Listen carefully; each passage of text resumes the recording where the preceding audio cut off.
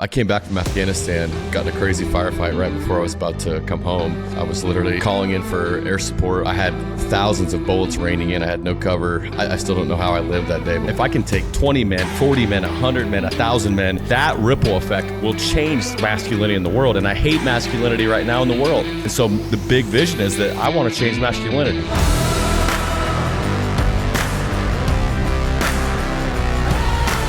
Hi, everybody. Welcome to another episode of Behind the Rise podcast. Today we have a special guest here, Nathan Mansfield. He is a 13-year special warfare veteran, and he's the CEO of SP Nutrition and Crucible, a men's coaching and mentorship program. That's something that he's really excited about, getting the ball rolling. So, Nathan, thanks for taking the time to meet with us today. We're super excited to get into your story, hear about your background. And we're pumped to get into it. So, why don't we start with, tell us a little bit about yourself, where you grew up, like high school years, in how you ended up joining the military and take it from there. Yeah. So, guys, appreciate you. Honor and a blessing to be here with you guys to share my story and just to chat with you guys and some other successful entrepreneurs, man. I enjoyed this time. So thank you so much for having me on the show. But just to get a little bit into my story, I mean, I could go on for hours because it's very, it's my story is far from ordinary. It's far from, regular. Lots of highs and lows, ups and downs. That's kind of the story of my life, is always the kid who's got problems or issues or struggling with something and overcomes it. That's the story of my entire life. But when you look back at me in my, junior high school years, I was always the kid that was kind of unsure of himself, unconfident, skinny, no muscle.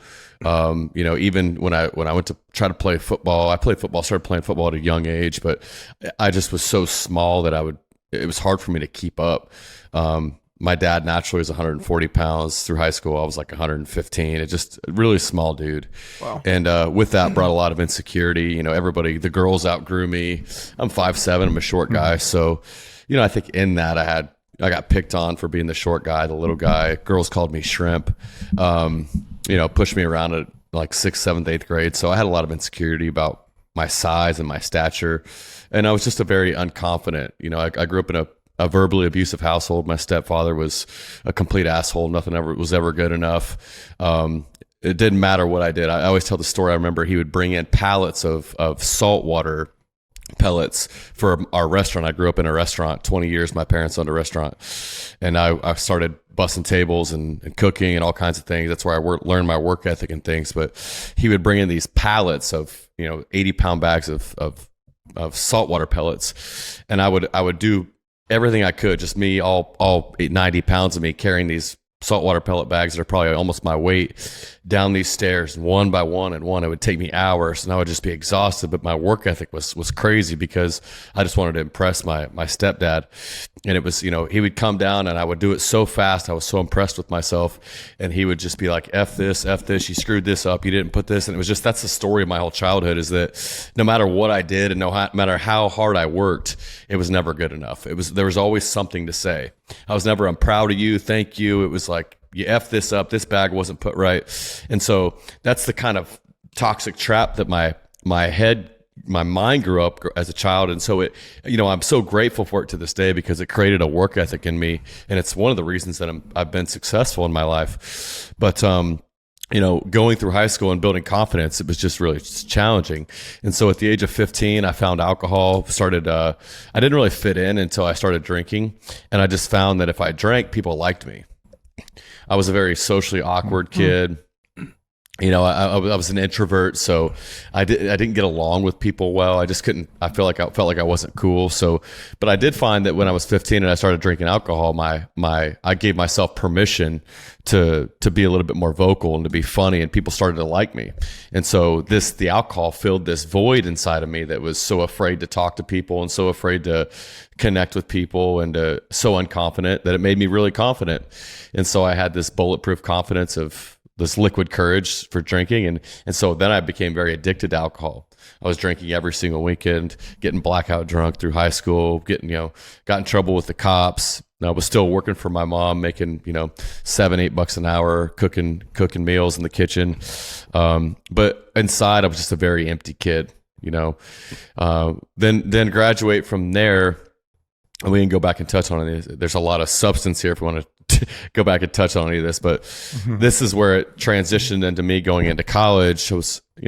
Luckily I was gifted with some intelligence with mathematics, and, I have an engineer's brain. It's why I'm an entrepreneur. I'm really good at seeing things. I'm a visionary and being able to make them come to life. And so I went to college to be an entrepreneur, to be an architectural engineer, and, kept partying. And what I found is as soon as I was away from any responsibility at all, and it was just me and 3 of my friends in an apartment complex, I basically sabotaged all responsibility. I would get blackout drunk 3 nights a week. I was just on a really bad path. And I remember waking up incredibly hungover one day. I think I was still drunk, and I had just done some really dumb shit the night before. And I felt all this guilt and conviction in my heart. And I was like, man, you're going to have to start doing, you got to make some decisions to do something different. And all my friends were making fun of me, but they were making fun of me in this way that was like funny, because I was the funny guy. Like all the dumb shit I did when I was drunk would be something we talked about the next day. And I just felt like such an idiot. And I remembered back in my high school days and younger teenage days that I had this dream of joining the military, but I never had the courage to do it. It was like, that looks cool. War looks cool, but I never had the balls to do it. So I hit this point where I was like, you know what? What I'm doing is not working, and I'm going to have to do something different. And so I just went to a recruiter's office. I've always been a pretty impulsive guy. I can make big decisions off a whim and just go all in. And so went to a recruiter's office. Within 2 months, I was at basic training, and joined the military. And that moment at 19 really was a big catalyst for change in my life. I think if I would have never made that decision, I probably would have failed out of college, gone back to my hometown. Who knows what would have happened. Definitely been broke, potentially dead. I was drinking and driving a lot, just doing dumb shit. So that was really the catalyst for a new me changing into a completely different human when I joined the military at 19. Wow. So that takes some big balls, right? So you researched it before, and you felt like this calling to kind of pull you there to make some type of change. And you went right down to the recruiter's office and signed up. Yep. What did your parents think about that? Or your stepdad and your mom? My stepdad was happy because he's like, oh yeah, maybe the military will fix him, and he's probably right. And my mom obviously was very upset because I was about to just up and leave with really no warning. It was just like, hey, he's here today and he's gone in a couple months. And, we were in the middle of Iraq and Afghanistan war. So there's always that fear of your son going to war. So my mom was, she didn't tell me not to, but she had crazy anxiety about it all and was very fearful about the decision, as I assume any parent could be. Yeah. And what branch did you join? I joined the Air Force. I called my uncle, who was a retired Marine, and I said, hey, I'm thinking about joining the Army or the Marines. And he's like, don't do either. He said, if you want a good life, join the Air Force or then the Navy. And I said, you sure about that? And he's like, yeah, trust me, I've been around for a while. And so boats in the ocean didn't really sound cool to me, so I joined the Air Force. Nice. That's awesome. So how did so you were in the Air Force for 13 years? Mm-hmm. So that's I know a lot of people who did 4 years, like you did your first, whatever, like your first duty. So you renewed. So was your like plan to be like a career military person? Yeah, once you joined? Absolutely. I mean, I fell in love with the military. It gave me structure. It gave me discipline. It helped me turn my life around. I loved serving. I loved deploying. So like it seemed like I found my thing. I was very happy with the military life. I didn't really care about the pay being shit. Like I just enjoyed what I was doing. It gave me purpose and meaning in my life. And then once I switched over to TACP, Tactical Air Control Party, where we actually get to go kick down doors and shoot people in the face and call in airstrikes on the enemy. Once I had the knack to do that and the balls to do that, man, I loved my job because we brought ultimate destruction and chaos to the enemy. And I loved the deployments I did there. I got addicted to firefights and doing cool shit. And so like I was set, man.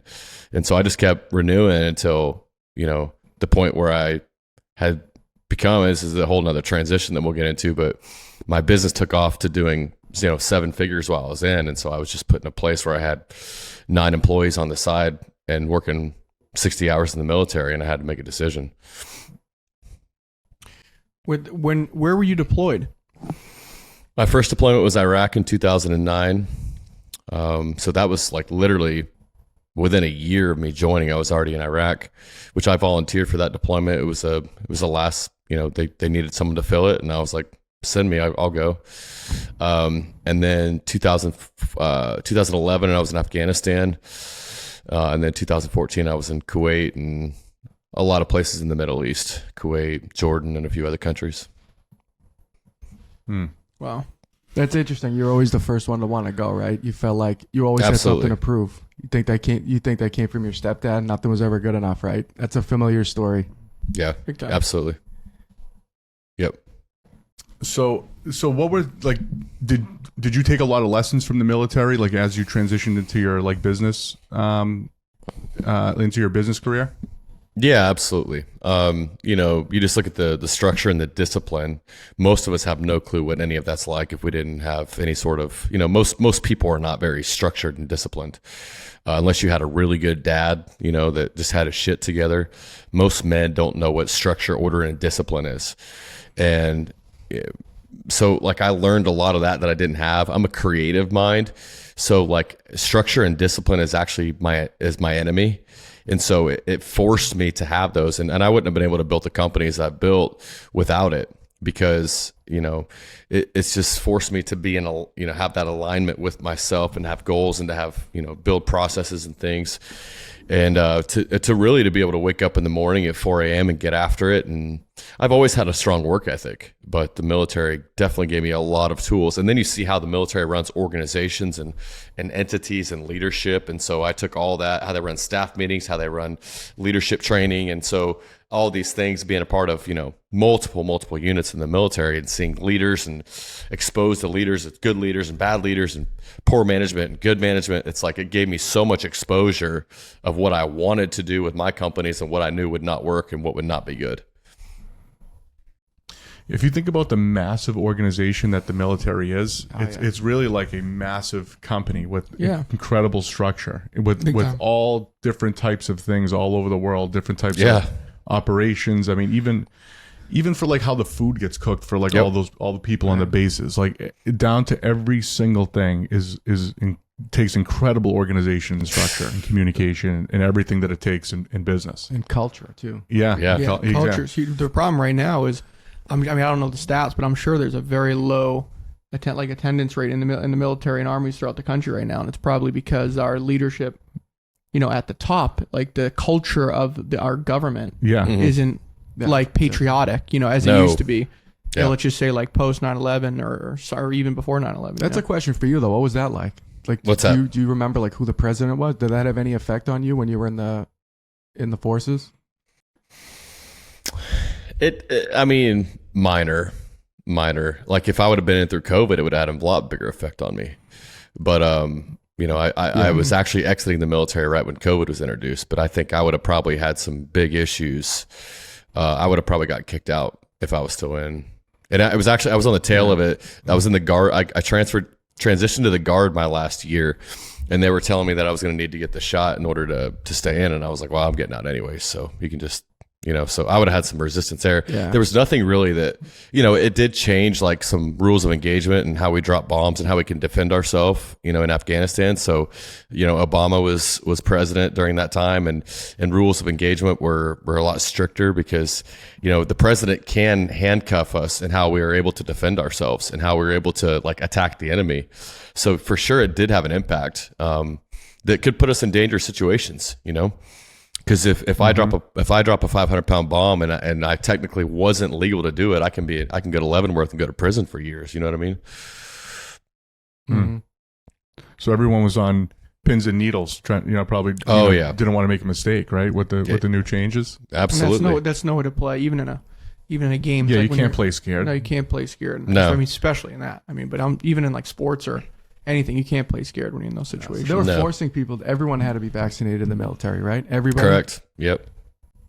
It's fucking ridiculous. Did you never got vaccinated? You left before that? Absolutely. I'm pissed I got vaccinated. I'm so mad. I got the first shot. It's like one of the biggest regrets I have. Yeah, I was the only one that held out. Tino held out. My parents were giving me so much pressure. My brothers were giving me so much pressure. I was like, pressure and shit. Dude. Yes, you were, dude. Because you were like, dude, mom, who cares? Like, mom is just. Like, yeah, no, we just wanted to satisfy our parents. Because at the time, it was supposed to stop, transmission. Right. But to me, and our dad is like really. He's heart disease. He's got heart disease. He's diabetic. Like he's like, if he gets it, he's in trouble, right? I just didn't buy into the theory of it. Right. Like, I just don't think that you can come up with a medicine and that fast and deploy it that. I looked at it like, okay, clearly this is a move to like give peace to the country, like in the world, to try to like slow everyone down for panic. I just didn't believe in what it was actually doing. There's no way they can create something that fast and deploy it that fast. I think they needed to in order to like, kind of put the country at peace, to try to at least try to make things go back to normal. But I was like, I don't buy this. There's no fucking way. And then, once you go down the rabbit hole and start seeing, like what the fuck is really going on behind the scenes and how much money they're making and just following that money trail, and that just never made sense to me. Yeah, good for you. Yeah, you were young, healthy too. Thank God, dude. Thank God, because I have anxiety. If I took that, anytime I had like a shit feel weird or any heart palpitation, I would just be like, that's probably the biggest reason why you didn't take. You just didn't want to. Yeah, exactly. Well, this was before. This was before. My panic attack was 2021. Yeah. No. All right. Anyway, now that we went off that tangent, so now, so when you transitioned out of the military into, I think SP Nutrition was your first, was your baby, right? Coming out of the military. This was the thing that you started when you were still in, and that, it was, gave you the, Yeah, it was in 20. I came back from Afghanistan, got in a crazy firefight right before I was about to come home. Nearly lost my life. I was literally calling in for air support, holding up a satellite communications antenna, and the enemy knows what that is. They know that that's the guy that's calling in for the jets that are going to wreak havoc on them. And so, I had thousands of bullets raining in. I had no cover. I still don't know how I lived that day. But when I came back to my room that night, we took helicopters back to the FOB, and I just had this kind of this awakening that, I was playing too little in life. And so that's when I decided that when I came home, I was going to become an entrepreneur and do something more than what I'm doing now.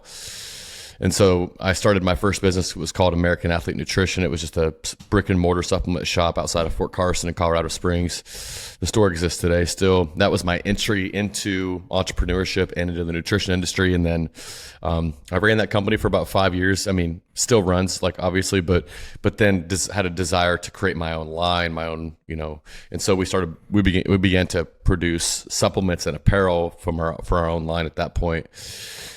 Taken to the place of where I exited the military in 2019, we had turned it into a 7-figure business. And like I said, I had 9 employees working for me, and I would leave the military at 3 p.m. and go show up and be a CEO from 3 to 7, and then wake up and do the same thing, work Saturdays, Sundays. It was just, probably working 100 plus hours a week easily, to the point where I just couldn't manage both anymore.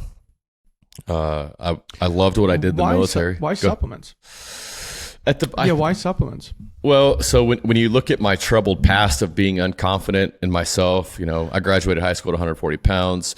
When I joined the military, I was 19, and a couple guys got me into working out, and I became obsessed. I mean, I have never quit more than 4 days in a row since I was 19, and I'm 36. I've been incredibly consistent in my physical fitness, but I just had such physical fitness began to fulfill all these different needs that maybe alcohol was filling at one point. It was still filling a void in me, right? It was giving me attention. It was giving me strength. It was giving me confidence. It was false, because those things are all built internally, not externally, but it was fulfilling these needs in me that was like, okay, well, girls started to pay attention to me. I started to stand up a little bit with my chest up. I was more confident around dudes. I would challenge guys more. And so I found this addiction now that went from alcohol to working out, because it was fulfilling those voids in my heart. And so I started to become really obsessed. One thing about me is that whenever I get into something I love, I'm going to dissect it, and I'm going to try to want to start a business about it, because I always think that I can figure out how to do it better than everybody else. because I think people, I mean, no offense, but I think most people just suck at business. Most people are mediocre. Nothing against them. I'm not exceptional, but I do dissect things and I see all the things that people do mediocre, and I go, well, I can make that better. And so that's what I did with nutrition. It was like, well, a lot of these companies are watering down products and they taste like shit, and they're putting bullshit in these. I'm like, I'll create something that's actually good. And so that's where I got into, and I was spending a shit ton of money on supplements anyways at that time in my life. And so I was like, well, I'll just create my own supplement line. And that's kind of the serial entrepreneur in me, as like saw the opportunity and just went for it. That's awesome. So now you had that going with your 9 employees, right? You left the military, and then you took that, you ran with that. So how long ago was that? How long ago was that? 13 years ago, I think you said. When I did what? When you left the military and really went full time into business. That was 2019. Oh, 2019. Okay. Yeah. So 4 years ago. So 4 years. Okay. So how has that journey been? And kind of tell us a little bit about how you grew that company. Were you going direct to consumer? Is it all brick and mortar? Is it online business? Yeah. So essentially, we had grown through. I mean, my claim to fame as far as building businesses has been social media. We were able to scale and grow multiple companies 7 to 8 figures using the power of social media and influencers. And so that's what me and my ex-wife really caught on to that and the potential. It was actually, we figured this out because what I've been really good at is seeing people's influence on social and being able to monetize it. I think that's one of my gifts, is seeing what people have and be able to help them make money. And so my ex-wife had some decent influence. She had like 20,000 followers. And I was like, wait a minute, like, let me take this product, let me come up with this marketing thing, and then let's hand it to you and let you push it out to your people, and let's see what we can do. And we had this fat loss product, and we started pushing out on our social, and all of a sudden, like, we had no systems or anything. It was literally, we were manually sending PayPal invoices. But I helped her craft this message, and she went and pushed it out. And before you knew it, all of a sudden we would do like $2,000 a day in product. And we're like, there's something here, right? And so we just continued to build that method and use social media influencers as well as ourselves to push our products. And so when I got out of the military, we just continued to build teams of influencers and leverage the influence of other people. And so that's how we scaled from, I think 350,000 a year to, we had a 1 million a year. And then the next year we scaled all the way up to, I think 4.7, almost 5 million the next year. So the thing just really took off like a wildfire. And it was actually, oddly enough, the year I got out of the military, when I went all in, my business 5x in revenue. Oh, wow. That's awesome. How'd you pick your influencers? I know, like, for us, we have different tools, or like, at night when I can't sleep, I'll just fire through like hashtags and geotags and try to find the best influencers with the best engagement. Did you have any method to the madness when you were picking your influencers? Like, was there any ethos you were following or anything specifically that they were doing that caught your eye? Yeah, for sure. There's some secrets for sure. I mean, we've hired hundreds, if not thousands of influencers. I'll tell you right now, my statistic, and probably working with thousands of influencers, 2 out of every 10 are good. 2 out of every 10 can make you money. The other rest of them are going to just be shit. It's just the truth. Yeah. Here's what I found about influencers that do really well for you is if there is a requirement for them to have a personal connection to their audience. What makes influencers be able to sell is that they actually talk on their stories, they share their life. It's more than just business. Typically, if they're pretty well rounded and they're on their stories, I'll tell you right now, if they post at least 8 stories a day and they're showing their life and communicating face to face with their audience, they'll sell really well. If they are just posting clout pictures and sexy pictures and not on their stories, they're not personal, they won't do well. That's a good tip. Yeah, I've been. That's a great tip. Yeah, so I've been running for our company for a while, and we spend quite a bit on influencers, and I've had a lot of experience in that space. And what I found the past couple of years is the huge influencers, like let's say 1 million plus, they don't get shit. Nope. For the majority. I mean, obviously there's statistics, there's variables. Like there's obviously some that are probably fantastic, right? But in theory, like when I look at it and I look at like our data, the big ones, because I think psychologically when a user sees that these 1 million followers that are like professional creators, that's all they do, they know that their message is ingenuine because they can put it together that they're getting paid for that message, so it doesn't feel as organic. Yep. The micro ones, let's say like between 0 and like say 20,000, like your ex-wife, to me, when I watch them, it's like without even knowing them or saying anything, I know that's not their full-time career. So if they're pushing out that message, it's probably genuine. So okay, so I'll take that person's opinion. But if I look at this girl who just shows her ass on Instagram and she has 1 million followers and 50% of them are fake and all her engagement is fake and all the guys just creepy dudes from like Dubai, then it's like, to me, I don't think that person's going to do shit. You'll pay $5,000 and you literally get zero return. So the influencer space is changing, and it's changing pretty fast. Like there's a lot of people went the macro route. Now people are going the micro route. And there's so many different, there's Twitter influencers and LinkedIn influencers now. And obviously TikTok is coming up. There's just so much. There's so much in that space to learn from.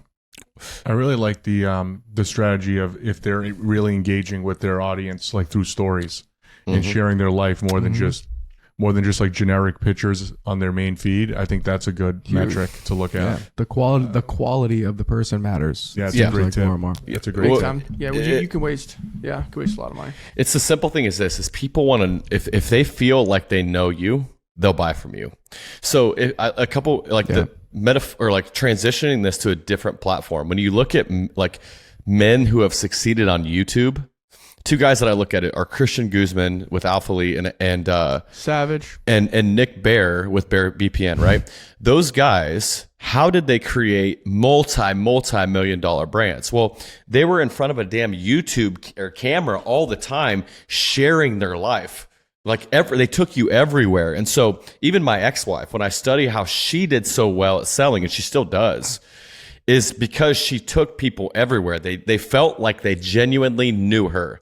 And when they feel like it's so weird, man, because now if people feel like they know you through the camera, like they know about your wife, they know about your dog, they know about, where you go to breakfast, and they will literally buy anything from you. But most people aren't willing to do that because it is a full-time job to take your camera. And so like for me, I'm not great at it because I don't like sharing everything I do. Like I could sell, if I want to just go all in and just share my whole life and with people, I would sell 10 times more. It's just the truth. The model is there. Look at YouTube. So go ahead. So do you think those people, like and maybe your ex-wife, do they have like a camera crew following them around all day, or were they literally just like vlogging, vlogging from their phone and just kind of making clips and making YouTube videos? Because we've been trying to grow our personal brand, and I think I'm similar, or we're probably all kind of similar to you. Like we don't share everything that we do all the time. It feels, I don't know, it feels weird to do. It doesn't feel natural to do. But the people who have invested into that and don't give a fuck and just go for it, those are the ones that have the massive followings and have the engaged followings, and like you said, they can sell anything to them. Of what I noticed in the influencer world and like social media is you kind of have to go all in on your niche. You know, like you have to look at your social media like a reality TV channel. Like why is someone going to tune in and engage with your shit? So Christian Guzman, he was a bodybuilder, and so he had that. The new guy right now is like what costs? Sam Altman, is that his name? Sam Sulik. He built 1 million followers on YouTube in like, what is it, 6 months or something? Now he's like the biggest thing. And all he did was just vlog his bodybuilding, what he's eating, the whole nine. So, you kind of got to go all in on a niche. What is going to make, are you an anxiety person? You can talk about anxiety tips. Okay, I'll tune in. I think it's whatever you are as a person. I think that's the difference, like being genuine. Well, no, genuine, that's also where we have a problem in particular. Like I can't be like, like I can't have like a costume or like a character. It's like I gotta be like 100% all me, or I can't do it. It's dangerous on your mental too, the imposter syndrome, if you start playing that game. You start playing games on social media, acting like someone you're not. And then you have that internal dialogue when you're home at night. I mean, that could be really dangerous. I've already been through that. Like I'm not trying to pretend like I'm anybody I'm not anymore. The person I'm gonna show is the one that I'm gonna be fucking proud of, because it's real. Right. The people I see they find a niche in their genuine person. Right. Like again, like if I spoke, I deal with anxiety, right? So if I talked about anxiety tips or something, that is true to who I am or what I dealt with. Yeah. You know what I'm saying? So it sounds more organic and genuine, compared if I talk to something else that maybe I don't have much experience with. But to his point, it's like in order to get that you would need to be like vlogging about it all the time. Yeah. You know, not just sitting in front of a camera and making like a scripted Tips, video right. with tips on it. It's like having that shit following you all the time, so they see with how you're dealing with your anxiety or whatever, ups and downs, in a live situation. You know, yeah, exactly. Yeah. So that's a thing. But those who invest in it are the ones who make it huge. You know? Yeah, I think both points are right. That was Is a really that good- that was a really good tip. both points are right? Is that you have to have a niche, but you also behind it, you're showing other things too, right? So like if your thing was anxiety, but every story you posted was about anxiety, every post was about anxiety, every reel was about anxiety, people are like, man, all this dude talks about is anxiety.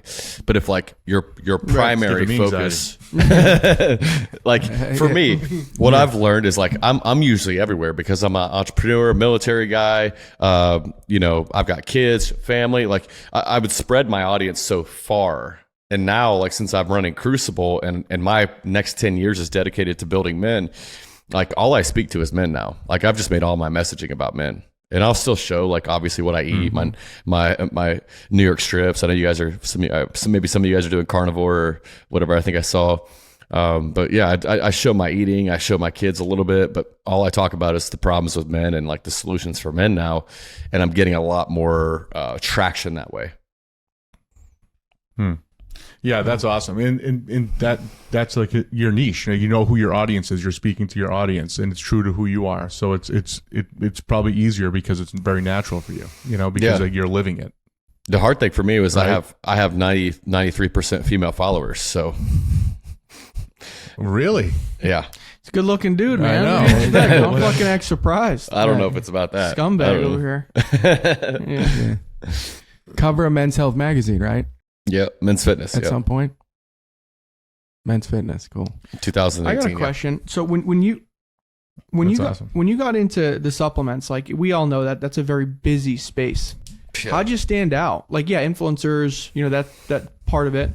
But what made you stand out? Was did you guys promote that you were military owned or veteran based backed? Like, what was your kind of differentiator in that market?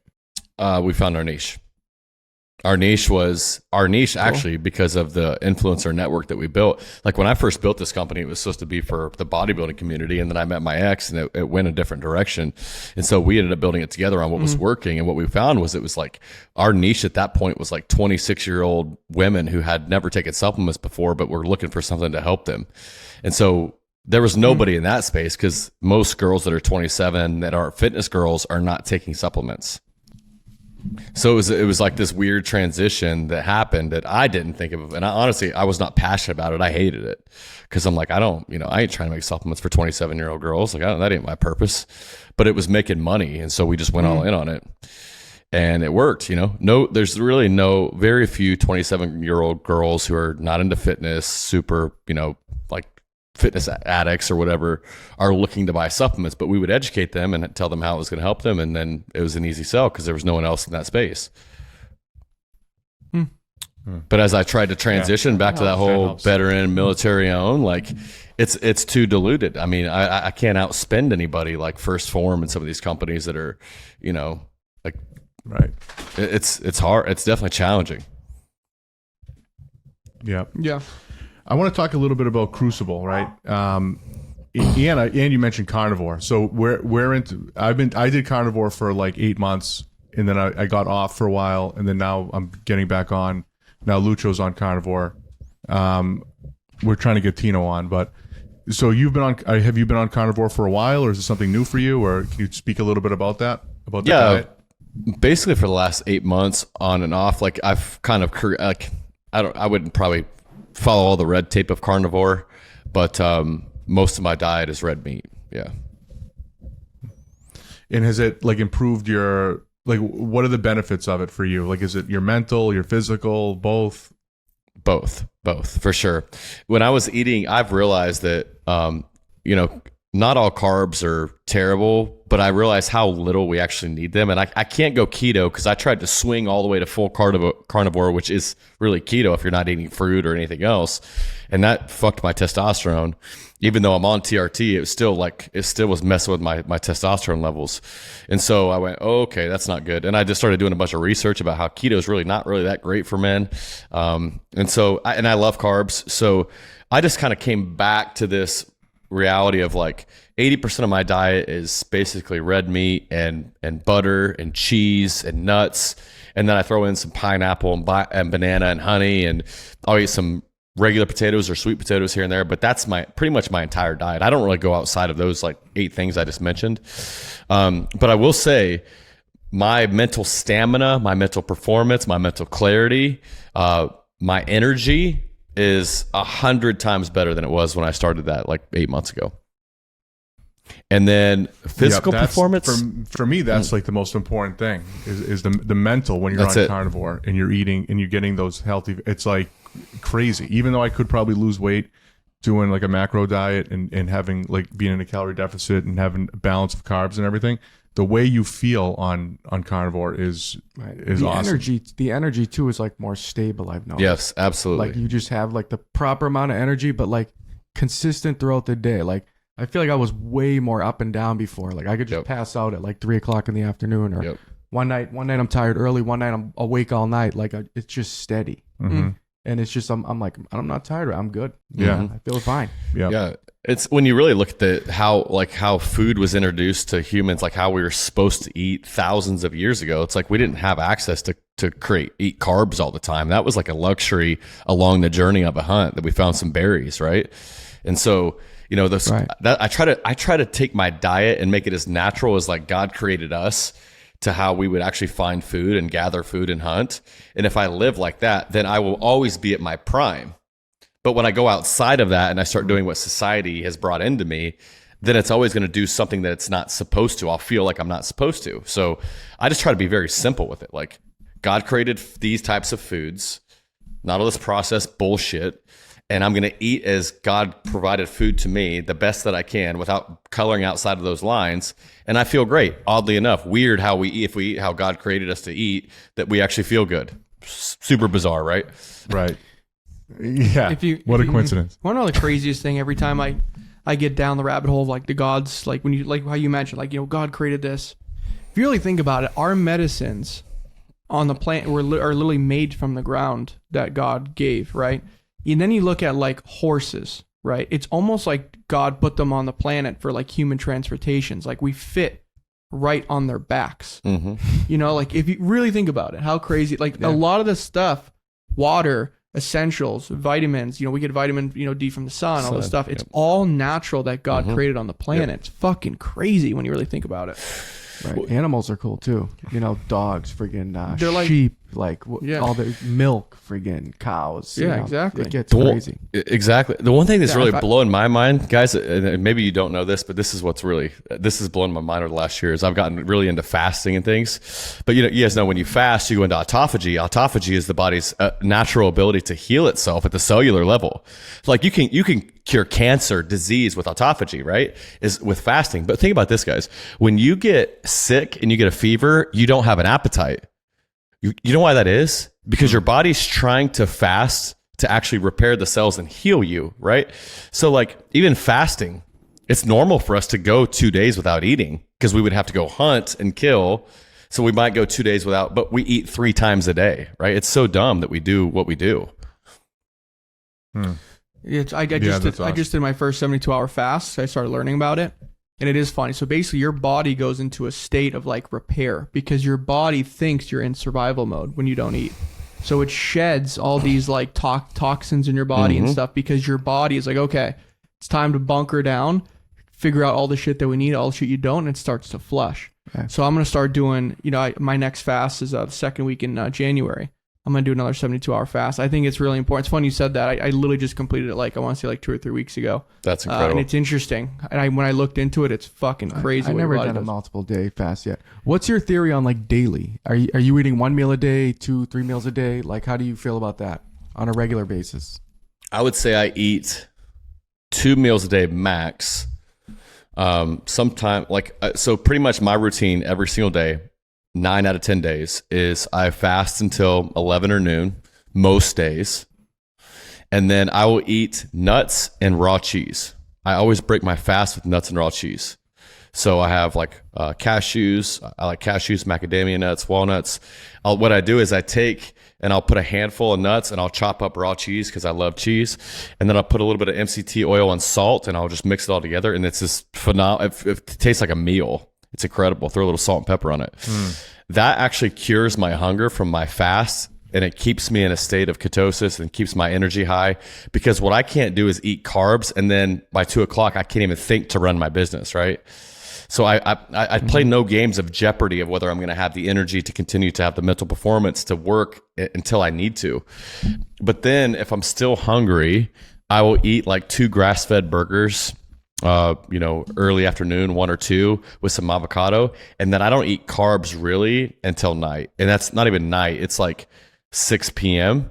I'll eat a New York strip and a sweet potato. And that's really my carbs for the day. Other places that I'll implement carbs is after I've had nuts and cheese and meat, then occasionally if I'm going to the gym or something, I'll eat a banana with some honey or some pineapple. And that's pretty much every day of the week for me.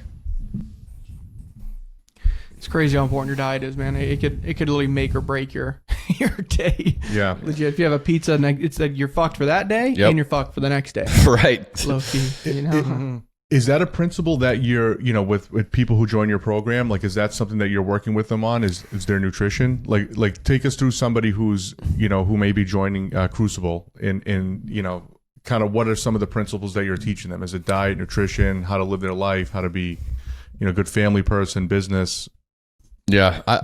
I find that diet is one of the hardest things to crack with people, because people just I even look at where I was at 6 months ago and I'm like, if you would have told me I wouldn't eat bread anymore and all these things that I love, I'd have been like, you're a psychopath. Like, I'm never giving up bread. And so diet is a really hard thing to transition people to, because people will go in and then they fall out, and then they go in and they fall out. So I just teach the principles of what I eat, and I hope people catch on. But I don't ever give them diet programs or anything, because I just don't. I think it's too wishy-washy for most people. I just preach what I do, and I think some people start to follow along. As far as guys that join Crucible, I mean, really, it's I just begin to give them truths about themselves that no other man will tell them. I think is really important. I think we all should have had a father that spoke some truth into us, but also gave some love and some compassion. But I take a very, it sounds weird, but I take a very fatherly approach to men.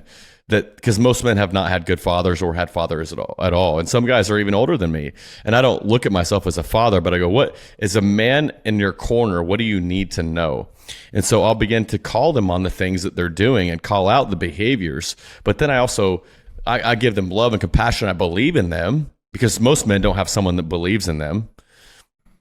And if you look at every successful entrepreneur's journey or someone's rise, there's always been, I look at the Ed Milet's and some of the other people, there's always someone that stepped into a man's life and said, while he was in this broken place and felt hopeless, and goes, you know what, man, I see something in you. I believe in you. And I think as men, we all need someone to go, there's actually something about you that's great here that I think could be incredible if you go all in. And all of a sudden it's like, holy shit, another man with influence believes in me.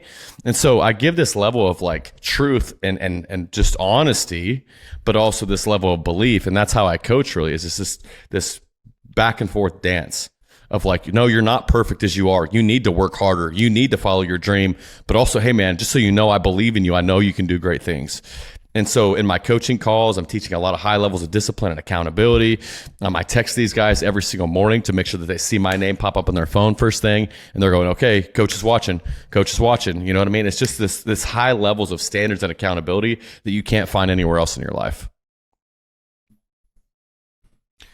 So I have so many questions, but one of the questions is, what got you into it, right? So can you just talk about that transition? So you have the supplement company, now you want to start this company, and it sounds like you have, I want to talk about purpose a little bit with you, but it sounds like your purpose started to shift. Obviously, like you mentioned, you have your background. Can you talk a little bit about what kind of motivated you to get into this space, and then talk a little about what your purpose is that kind of ties into that? Yeah. So there was this moment about a year ago, and I had run a coaching company with a guy before.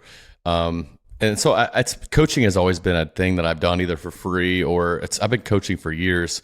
A lot of times it's just been voluntary, helping people build businesses and things. But I had this moment about a year ago, and I had this wake up moment where I realized that everything I had built in the nutrition industry was because of the needs that I was filling in myself of vanity and acceptance. And I went, oh shit. Like I had this whole reality shift that goes, the reasons that you were in this before no longer match what you're in for in life now. Like there was just disassociation that goes, supplements and fitness and six packs and the 405 pound bench press. Those are all things that filled needs of your past. And it's the reason that you got here. But now I just work out to be healthy. Like I don't even align with this industry anymore. Like I don't take any supplements myself except for some electrolytes anymore. And when I began to realize that I don't even use the shit that I'm selling, I went, I can't do this anymore. It's not authentic. But what I also realized is like people were stepping into my corner and I was mentoring and so I look at this in my faith is that God was telling me, hey man, this whole thing of the past you needs to go away. And if you trust me, you need to go all in on the thing that I'm leading you to. And it's just the signs kept going and coming. And I was resistant to it because I was like, yeah, but I got 93% female followers. How am I going to sell men on this coaching thing? But I just kept believing in it and I kept believing in it. And the more I believed in it, the more I pursued it, the more opportunities came. And all of a sudden, like people were paying me lots of money to work with them one-on-one. And I'm like, okay, this is crazy. And so I just hit a point where I was been tagging along this nutrition company and not putting effort into it. And it's just going under. And because I just don't even care about it anymore. And I went, fuck it. I'm making the shift. I don't even care about the company. I don't care about the money. I don't care about none of that shit. I'm going to go all in on what I know I'm here on this earth for. And that was a transitional moment. And then since then, everything has really transformed in my life. A lot of the time is listen to God's calling, right? That's it. There's a lot of these calls and feelings and momentum and intuition, and people don't really know what that is. And science is hard to understand what that is. But if you boil it down to it's just God's calling, you know, he kind of nudges you into things without you knowing. And some people can either pick up on that and run with it, or some people look at it as, oh, that's just ignore it, right. You know. But if it's like you said, your faith really pushed you forward. Yep. So I have a question on that topic. So were you always a man of faith? Like, did you grow up in a household that was a man, like a faithful household, or was it more, you know, as you grew, you know, how did that come about? Do you mind talking about that? No, I mean, I grew up in a religious home, a Catholic home, in which, you know, is what I learned now at this point in my life, that there's a difference between a relationship with God and religion. And religion, you know, I'm not a huge fan of. Big time. So growing up, I grew up in a Catholic home. I also went to a Lutheran church, and I learned to hate God, and I ran from God. In fact, 4 years ago, I remember having conversations calling out Jesus and how, like, just trying to defy the reality that he even existed. But then it was the moment in 2020, I think it was March 2020, when I had achieved millions of dollars of success. I had a family. I had everything. It's the story you may have heard from on my social, that I was actually going through a divorce. I was at my all-time low as a human. It was going to take my life. And I just screamed out to a God that I didn't know. And I said, God, if there's a reason for you to save me, then save me. The only way that I recognized potentially God or someone talking to me was by the number 444, which is an angel number. And I know that God doesn't necessarily speak in angel numbers, but it was the way that he could speak to me in that moment. And as I was going to kill myself, I saw in the parking lot in front of me the numbers 444, which I called off the mission, to abort the mission. And from that point, I became obedient to something here saved me. Something is bigger than me. It's not just you being God, Nathan. There's actually something bigger than you that you need to believe in. And that transition over the next few months, I got invited to a church. I had no male friends. And all of a sudden, like, me going zero to Jesus was like this transition. And I was like, I spent 33 years on the other side of this, trying to be my own God and trying to chase the money and the fame and the success and the wife and the kids, and all this shit left me so broken and empty that I will never go back to that life or believe that that's the way for me, because I realized that the truth was that God was chasing me the whole time. And when I finally submitted and surrendered to him, everything in my life changed. And so I told myself, and actually through, this is a very important point, is that I found God through women, and I've had troubles with women my whole life. I've had 2 divorces. I've looked for my worth in women, and so this girl I was dating bought me a Bible, and we had this very lustful relationship, and she had my name printed on it. We were only dating for like 2 months, but her parents wouldn't approve of me because I was not a Christian. And so I told myself when she bought me this Bible, I said, hey, Nathan, if you're going to begin to read scripture and do this, don't do it for her. Make sure that if you guys break up, that you go all in on God and figure this thing out without her. Don't do it for her, because that's what I would normally do in my past. And that alone, that moment, is what transitioned me to go to church. And since the first day I stepped into a church, I found an incredible church and pastor here. I've probably missed 2 weekends in the last 3.5 years. It's just, I've went all in, and I realized that that's what I was missing. It's so important to find that too. How important do you think it is to find the right pastor in church? Because we grew up in a I wouldn't say we're a religious family, really. We went to church on like the holidays, and my mom taught us about it, but it wasn't like an everyday or really a thing. And what kind of got me away from it when I was younger was the kind of old school scripture, older pasture mentality of church, where it was just very mundane. Everyone was older. It wasn't anything modernized. That anything that they would speak about was just nothing that could relate. And then recently, I found a nice church that's young, and the pastor is young, and they talk about modern things that that anyone can relate to, and it feels more connected and more of a community. So how important do you think it is to find like that right church and the right pastor? There's 2 points I have about this. So yes, it's highly important, and it's highly important by, yes, you need to kind of feel like that. One is, can I feel the Holy Spirit when I walk into this place? That's a big thing, right? Some churches you don't feel anything when you walk in. I like my church, I feel the Holy Spirit moving every time I'm in there. The second thing is like, is the pastor actually preaching the Bible, or are they preaching religion? Like, you have to be and as a new Christian or someone who maybe doesn't know a lot about Christianity, you have to be able to discern what that is, right? Like, because a lot of churches are doing things that are not in accordance with the Bible, right?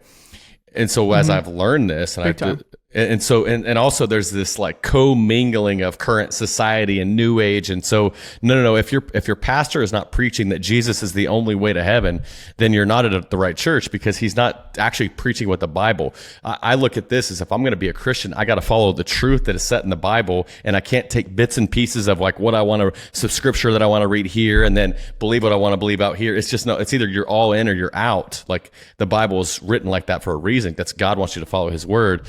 And so it's 100% important that you find a church that you have the right pastor preaching the right message, from the Bible, but also that, is not, that's like, I went to one church once because a friend invited me, and it felt like my childhood.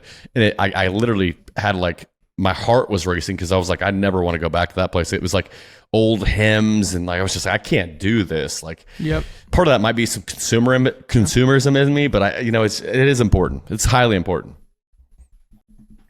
Yeah. One thing that I envy when I speak to people like that have strong faith like you, it's like you sound in your voice like with so much conviction, and like you're just so sure of the path that you're on, like you're not questioning at all. Like even the transition from your successful nutrition company to this new calling, there's no like second guessing yourself. It's just, this is what I'm meant to do. Like, this was this is my calling. This was the sign. I recognize it, and I'm going, and I'm never looking back, and I have no questions about it.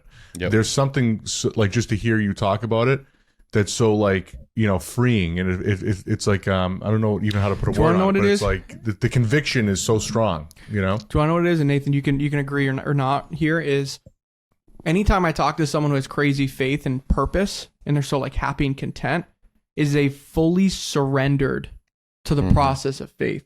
Like, they're not trying to control their destiny so hard and control every controllable, they kind of have that ease of surrender. Do you think that that's true?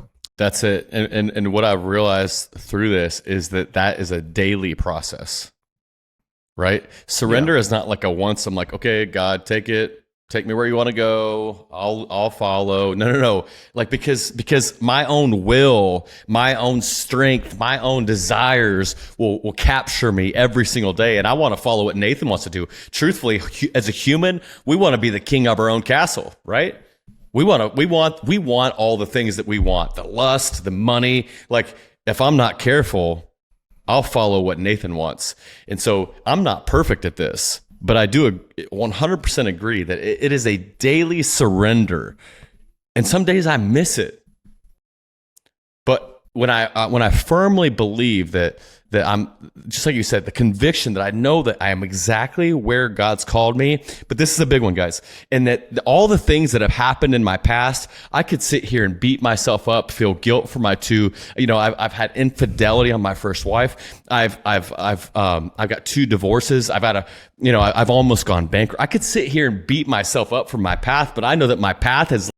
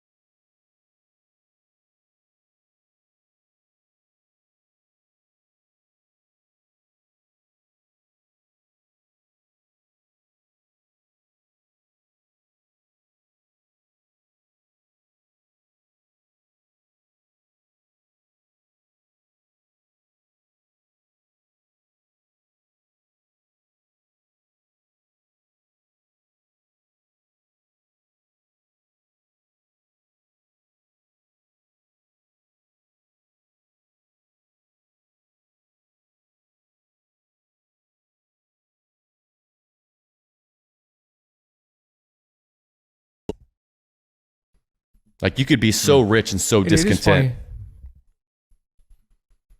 Right. So it's really like, for your, like, to get to like the root of like your core, like how to make you like a better person so you can have fulfillment. So when you do receive those things, you're ready for, you're more fulfilled. So like those nice cars, watches, all that is a byproduct of your success. But if you can do that with a strong foundation as a man, you will be fulfilled and will be able to actually enjoy those things when you get to that point, rather than being miserable when you have them.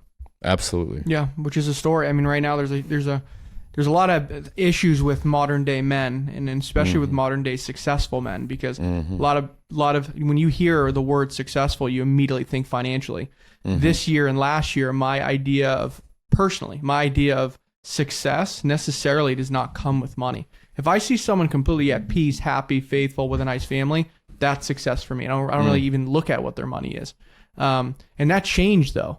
That changed. Yeah, that's a new thing. Yeah, when I started hitting, different, I had some lows in my life the past couple of years that kind of put things into perspective a little bit, to say like, oh, wait a minute, like, maybe it isn't the money. Maybe it is I'd rather just have peace. Maybe it is rather I have an amazing relationship with my brothers that I love, and relationship with my parents and things like that. So that's definitely happened over the years. It wasn't definitely not a all my life thing. Yeah.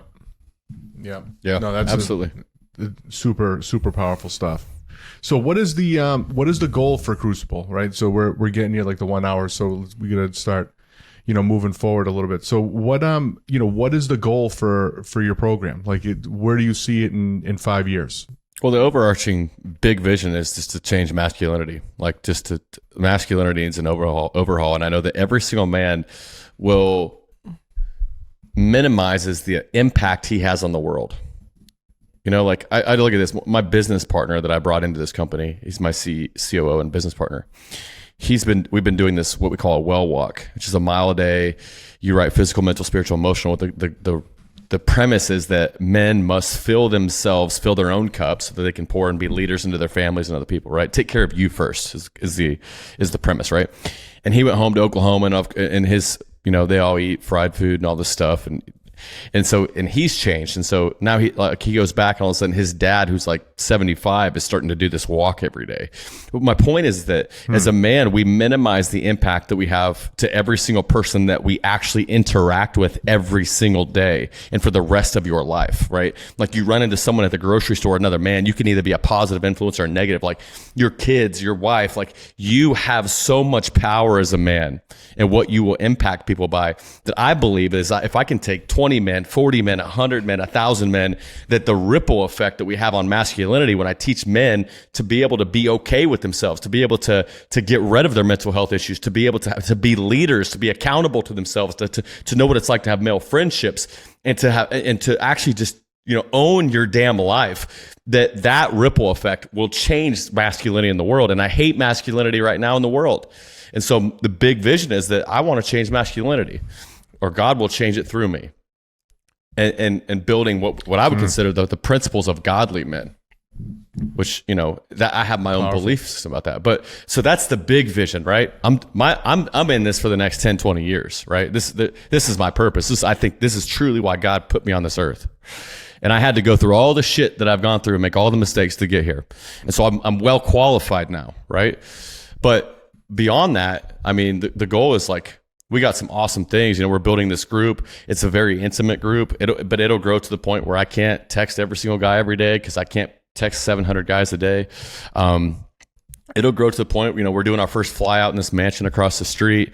I want to take and build guys and build community and teach them and get them accountability and then bring them together and then do the same thing. Take them, teach them online because I could not do this online full time. I know the power of being in person. And so we're going to do flyouts, like 4 flyouts a year. I have my 33 hours event that we'll continue to run.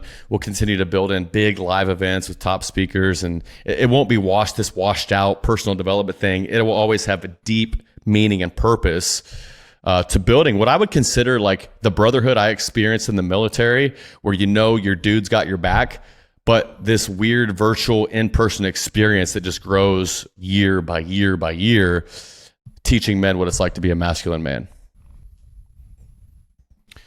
How are you differentiating yourself in the market? Because right now, obviously, self-development is a huge thing. You know, coaching, mentorship the past 3-4 years exploded. And I feel like every person right now on social media that has any decent following is trying to get into the space or is in the space. How are you differentiating yourself marketing-wise, even like granular stuff that you're doing a little bit different? I'm curious to kind of hear how you're trying to do that. Well, you know, that's something we're still figuring out. But what I'm realizing is my voice and my story, when I'm vulnerable and authentic and just tell it like it is, just like I have today, that it attracts men in a different way than most other men. There's plenty of other top level men who are running these male coaching academies, but they're just teaching you the same shit that they do and that has made them unhappy with their lives. And so I can tell what God has done in me is created a very authentic and vulnerable and open version of me that I will willingly stand naked in front of men and put all my shit on the line. And that attracts a different crowd of men who say, man, I can trust this guy because he's real, he's authentic. And so when in my ads and in my outreach, you know, it's just me, and that's attracting people. And I think my methodology over 2024 is just actually this right here, like ads and all this shit. It brings in people, but they're hard to close because they don't understand it. But if I just go get on a bunch of podcasts and tell my story and just be real with people about my story, and people go, there's something different about this guy that I didn't see in the other guy, then people will come. And so speaking on stages next year, lots of stages, and getting on podcasts, lots of podcasts of people that have audiences. Even this one, I know for a fact people will reach out to me from this podcast, because every single one I've been on, people go, man, I heard you on Behind the Rise. I loved your story, man. I connected to that a lot. And I go, okay, Might be one or two guys, but it's how we're spreading influence. Yeah, and you can, just hearing his message is different than anybody else we've ever talked to at any other program. I think just your core principles that you're teaching, it's not just about making money, it's about becoming a better man and being more masculine. I think that in itself is a differentiator. I also think people connect with vulnerability. I think one of my biggest pet peeves on social media that I see is everyone sits on this tower pretending as if their shit doesn't stink, pretending as if everything they touched is gold. And that to me is the biggest pet peeve, because I know if I dig down into that person's life and peel back onions, there's issues there. And the people that are open and vulnerable about those issues and open and vulnerable about the shit that they've dealt with, that's where people connect with. Because you're looking at that person like they're a human, not like a demigod that they think that they are. And me personally, I think I more connect with vulnerability than anything. I think that's why I connect with a guy like Ed Milet, who's more of an empath. And the way that he speaks, he leads with more love and he leads with more understanding. And I think you kind of have a similar aura about you where, you lead with love, but you understand the principles of discipline and masculinity. Mm-hmm. So it kind of has that good balance, Yeah. Yeah. All right, great. So Nathan, last question that we ask every guest is, what is the best piece of advice that you've either received or that that you can pass on to the audience that they can take away from this?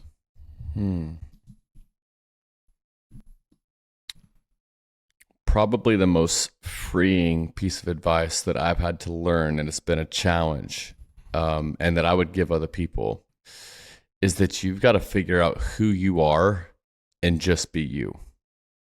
And the reason I say that is because, I just taught on my last call on Friday for men especially, but women do this too, the mask of masculinity and the 9 different masks that men wear that are covering up our insecurities. There's like the alpha male, the sports guy. We all have this personality that we put on around, especially around other men, that we use to fit in and to be good and to be cool. And so what I want to tell everybody on your audience is that deep inside of you is a really good person, a really awesome person. And that when you get around people, if you notice, you're changing your personality, you're changing who you are, you're talking differently, you're showing off a little bit more, that you're actually defying your identity.